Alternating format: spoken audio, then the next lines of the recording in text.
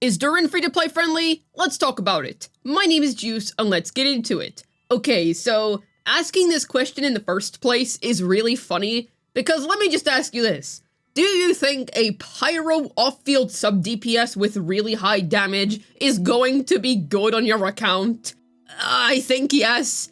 I just think that no matter what your account looks like, yes, that is going to be useful for you. Case in point, look at Xiangling, look at Moika. Durin is just a ridiculously good unit. This means that whether you're a free-to-play, low spender, or whatever, he is going to be a good investment for you.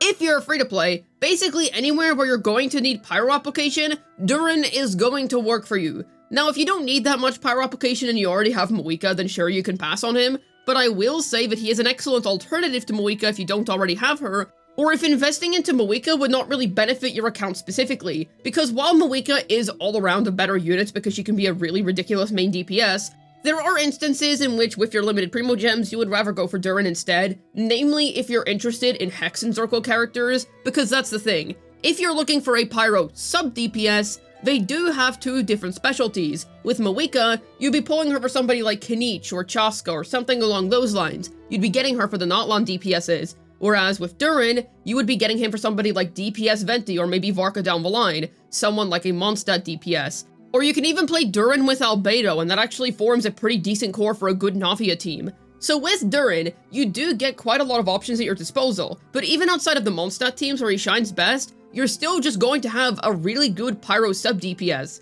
That's the thing. In this case, it's kind of like two extremes. Whenever I make a video on somebody like Nafer who really wants Lauma, it's pretty obvious that she's not free-to-play friendly. Whereas with Durin, it's the other end of the extreme. It's pretty obvious that the off-field Pyro sub-DPS is going to be a good character, regardless of whether you're free-to-play or not. Because you can very much just pull for Durin on his own, and that's going to be a good investment for you. You don't really need another Not Cry character in order to make Durin thrive. I should also add that he himself is able to be a main DPS. If you've lost to Mona before, that is going to be a good DPSing teammate for him. If you perhaps have Chevrus and you're able to form an overload team with him and Fischl, that is also going to be a good DPSing team if you don't really have any DPSs to work with because Durin's damage is just that high. This unit just kind of carries a boatload of value, and when evaluating if a character is free-to-play friendly or not, you also gotta consider, are you getting bang for your Primo Gems? Holy guacamole, you're 100% getting bang for your Primo Gems of Durin. He is providing you basically the full package. He is able to play a very, very good role on your account with being a Pyro sub-DPS, while still being able to be a competent main DPS. Now, once again, if you already have a fully built Moika team, you basically don't really have a reason to play him as a main DPS. That's just kind of the thing with Pyro DPSs, Moika is a thing. But if you don't have her, well, then Durin's honestly gonna be perfectly fine. And I should also add that the thing with Durin is that he does have a cheap option with those overload teams. Now, I will mention, I always feel a bit iffy calling overload teams completely cheap, because you do still ideally want constellations and the 4-star characters involved. However, you are at least able to form a budget team pretty quickly if you're able to get your hands on those characters at least at C0, even if it's not going to be at its top potential. And if you're not able to land yourself a Mona before next year, well then you can just select her from the Genshin anniversary whenever that rolls around again. Granted, that is quite far from now, hence why it's nice that the overload team is an option for his DPSing. You're mostly going to be using him as an off-field sub-DPS. The main reason I'm even putting any leverage on this DPSing playstyle of his is because A, it is actually good, you can use it, and B, it's just so obvious that the off-field Pyro sub-DPS is going to be a good unit on your account. I feel like anyone who has played Genshin for a couple of months can clearly see the value of Durin here. And this isn't even me talking about the Hex and Circle buffs, by the way. I'm just talking about in general. In general, this is going to be a good character. It's just, you can't really screw this up. It's an off-field Pyro sub-DPS of really high damage. We've seen how this timeline played out literally 2 times before. So of course Durin is going to be good for free-to-plays, like it's not even a question. In fact, I would say out of all of the Not Cry units we've gotten so far, this is the most free-to-play friendly of the bunch, because like I said, he is completely self-sufficient. Now, at least in Flinz's case, you could pull for a C1 and that could compensate for a lack of an Effa. Nafer's case was just kind of grim, but in Durin's case, you can just get him, and that is already going to be a ridiculous amount of value added to your account basically no matter what. And the case is made even better if you're planning to spec into Varka down the line, because I do believe that Varka is likely going to take advantage of these Hex and Circle mechanics because he's from Mondstadt, and I am pretty sure they are introducing these Hex and Circle mechanics ahead of time, most likely for characters like Varka, like Alice, and just any other Mondstadt characters down the line. This is a very unique way to introduce buffing for characters, and I do hope that Genshin continues this down the line, because honestly I think they handled it quite well. So if you're a free-to-play and you're planning to invest into Varka and you haven't pulled for Flynn's, Nefer, Lauma, or any of those, then I have a bold suggestion to make. Don't pull for Columbina. Hear me out, get Durin instead. Genuinely, if you have not invested in any of the Moonglare units, just get Durin instead. That sounds absolutely ridiculous, I know, and kind of a stupid thing to say when we don't even have Columbina's kit yet, but you've gotta hear me out on this.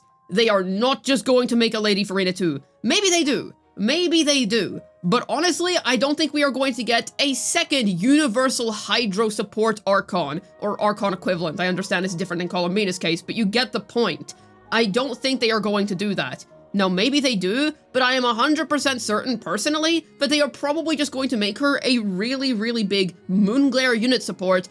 And if she does have any DPSing potential, I believe it is probably going to be tied to the Nod Cry units, and I believe that the off-field Pyro sub-DPS is probably going to be a good support for a Hydro DPS. So, no matter what ends up happening, I'm pretty sure Durin is just going to end up being a good pull if you haven't really invested into any of the previous Nod Cry units. Now, I will say, if you have pulled for someone like Flynn's, or Nefer, or Lauma, or any of those, then obviously, you're probably going to want Columbina. She is definitely going to be a big boost to those characters. But what I'm saying is that if you're into Varka and you have limited resources, Durin is going to be a very good investment. So will Venti, I should add, and his signature weapon, because those two are very likely to end up forming Varka's best installed team down the line. And Durin just provides so much inherent account value that I would say that if you're not even that invested into Nod Cry at the minute in terms of the characters, then I would say that Durin is actually probably going to end up being a better pull for you than the Moonglare support. Now, granted, I could be saying this very prematurely because we don't know what she's going to do yet, but I am personally convinced that she is going to end up amplifying the Nod Cry characters that came before her. It is likely that she is also going to amplify Durin, but this is assuming that you are a free-to-play and you have limited resources to work with, and you want to spec into Varka in particular, in which case, I would recommend Durin. Another case in which I would recommend getting Durin is if you want to main Venti. He is very likely to end up being DPS Venti's best installed support, so I would definitely get him in that case as well. All around, he ends up being a really good character for Venti, and will very much likely end up being good for Varka, so if you care about either of the Animal Boys of Mondstadt, then Durin's gonna be a good pickup. So, all around, I think Durin is a very free-to-play friendly character. No matter what state your account is in, he's gonna end up being a good pull, and depending on how you've been investing into Nod Cry so far, he may genuinely end up being a better investment for you than Columbina, which once again, could be an extremely premature statement. However, I think that is fair to say, because if you didn't invest into the Moonglare characters, I kinda doubt that the Archon or Archon equivalent of that region, and we all know how Archons work by this point, is gonna be a good pull for you. And if you don't know how Archons work by this point, then to simply summarize it, generally speaking for the last 3 or 4 regions or so, the Archon of that region always heavily amplifies the characters that came before them. So, I do think Durin is going to be included in that, and I do actually think that perhaps his DPSing could get a buff from that, but just at least as a sub-DPS, especially if you're interested in Varka, this character is going to be a very good pull for you. Now, obviously, take everything I said with Columbina with a ridiculous grain of salt. I literally cannot confirm or deny any of that. I'm simply basing that prediction off of the usual patterns we see with Genshin, and I think what I am saying is completely fair enough. But we'll see. At least in Durin's case, he is such a good investment for a free-to-play because of how many teams he's going to be able to work in. He's a Pyro off-field sub-DPS, it's obvious that he's going to be able to work in a ton of teams. Not to mention he's probably going to be able to work with Novelette, which, like, not again Hoyoverse, but to be fair, whenever you make a new Pyro sub DPS, it's to be expected that he's going to work with basically everyone that's able to utilize Pyro application. Now, if you already have Moika and you've mostly invested into Nalon units, then there's not really as much of a need for Durin, or if you just have Moika in general, then once again, your need for Durin is definitely reduced, because it's unlikely that you're going to play 2 teams that both require an off-field Pyro sub DPS. Actually, it's not that unlikely, it's more that we have plenty of options that don't require that these days. Skirk teams, Flynn's teams, Nafer teams, you get the idea, there's plenty of variety. However, if you do end up in that situation, then once again, Durin is going to be a good pull.